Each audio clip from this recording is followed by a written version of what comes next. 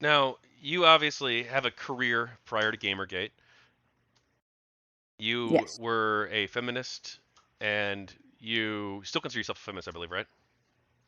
Yes. I make a distinction, though, between equality feminism, someone who wants basic fairness between men and women, and sort of a hardline school of victim feminism that instead of emphasizing that men and women should be equal, it emphasizes that women need protection from men, and that it tends to depict men as the oppressor and women as the victim. And I just don't. I find that just an absurd oversimplification, exaggeration. It's not helpful to women. It discourages women, and it's demeaning to men, and it's just not an accurate view of reality. But I had watched this movement. I wrote a book, Who Stole Feminism? And I did argue that it started in the academy, that there were a group of sort of radical thinkers who were carried away with a style of feminism that I thought betrayed the true meaning of feminism. So I call myself an equality feminist. And I, I take issue with styles of feminism that denigrate men. I don't think you have to denigrate men in order to help women. I think the best feminism is really a humanism, and we're in this together, men I'm and very women. much a humanist myself, but wouldn't the more radical feminist people say that society has historically been a patriarchal society?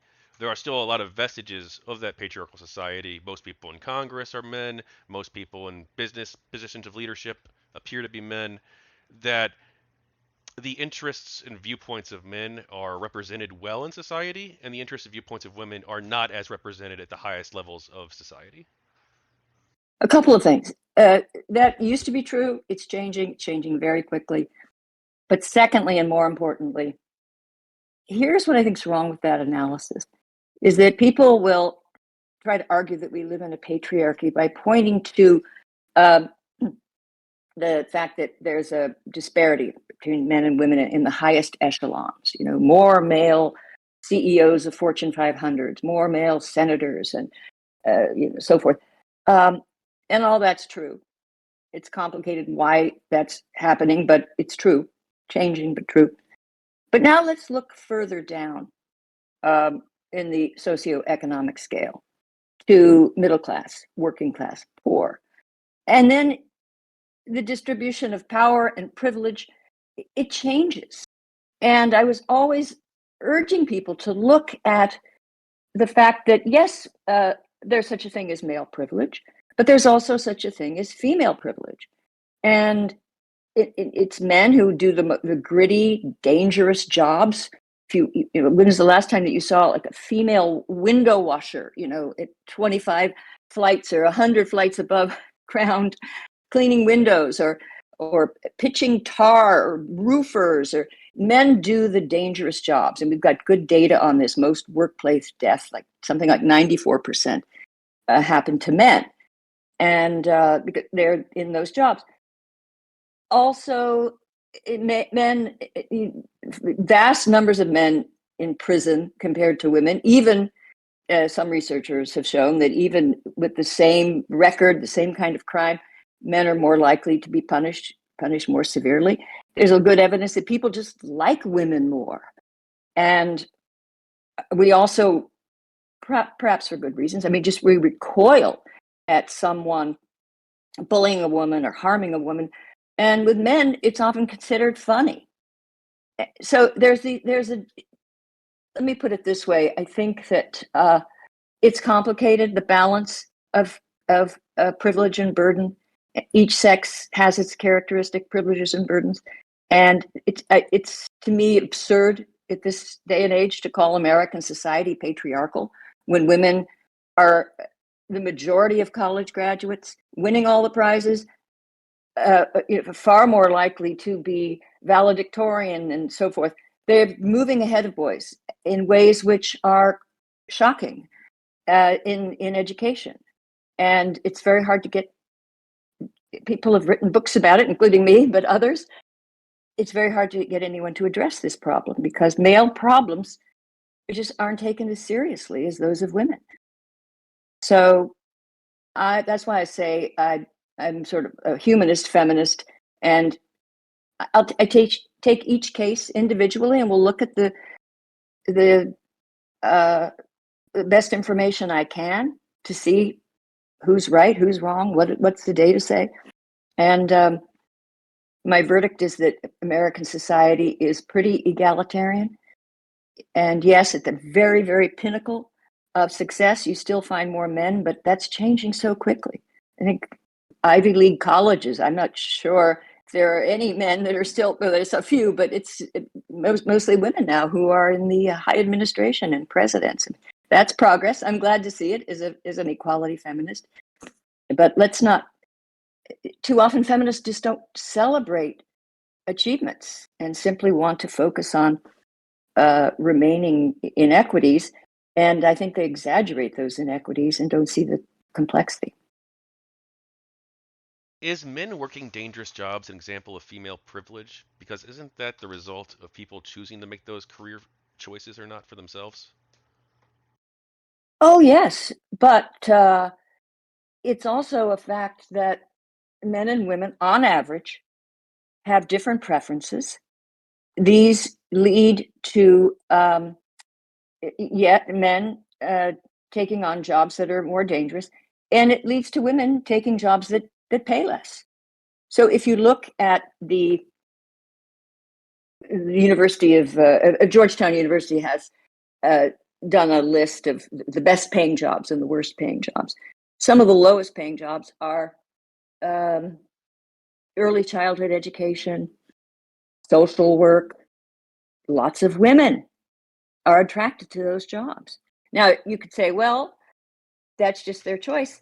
And I agree, it is their choice. And so I don't think it's because of nefarious policies. Their early childhood education is just relatively few men want to do it for a number of reasons. And even if you go into the same profession, like nursing, I once heard, I was in a debate about the pay gap, and I was trying to argue, as you were, that, well, these are people's choices. They could do other things. And they said, no, even when men and women both choose to be nurses, the men get paid more. Then when I looked more carefully, I saw that the highest paying subspecialty in nursing is I think, anesthesiology. And the men go into that disproportionately because it pays more. So they do tend to put, if you ask people, you do vocational surveys, women look more to be fulfilled, and men look, they put, earning a salary, high salary, they put a little higher. So you get a difference. Men are willing to go into specialties that are less interesting to women. And you also found that in the nursing profession, men were willing to work crazier hours, to travel further. Now you could say, well, that's because women are tied to children and family and have responsibilities. Absolutely true. But then that's not because of unscrupulous employers cheating them out of their salary. It's just the reality of the human condition. And that brings me back to humanism. I just think that a lot of problems that people blame on patriarchy or blame on men are just the reality of human life, and that women do bear the children and appear to have a bond that's virtually unbreakable. You find women abandoning their children very rare. There usually has to be drugs and alcohol or some pathology involved, and men do it far more frequently. There's a difference there. So I think if we're more honest about the differences between the sexes, we can be more, have